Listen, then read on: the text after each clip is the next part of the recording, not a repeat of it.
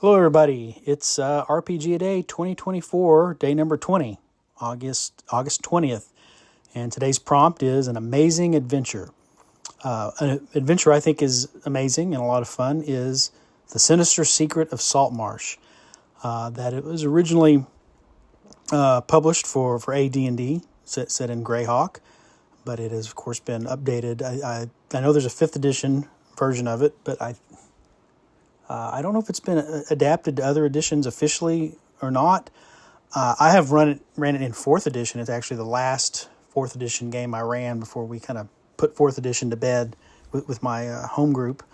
And it was a lot of fun to run even in 4th edition. We had a good time with that. So it's hard to sort of talk about what's great about it without spoilers.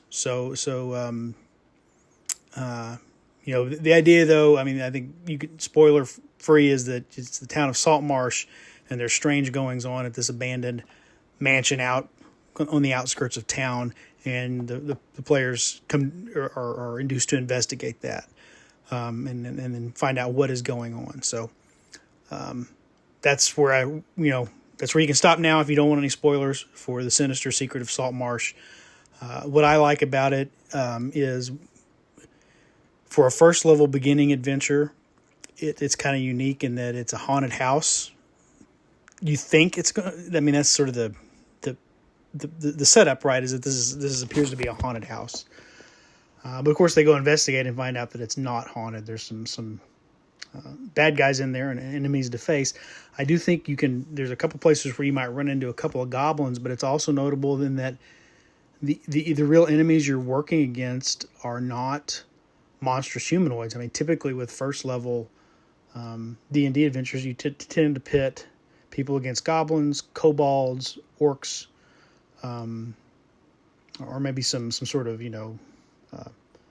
destructive animal beast kind of not a normal bear or boar, but maybe sort of a dire boar or dire wolves or something.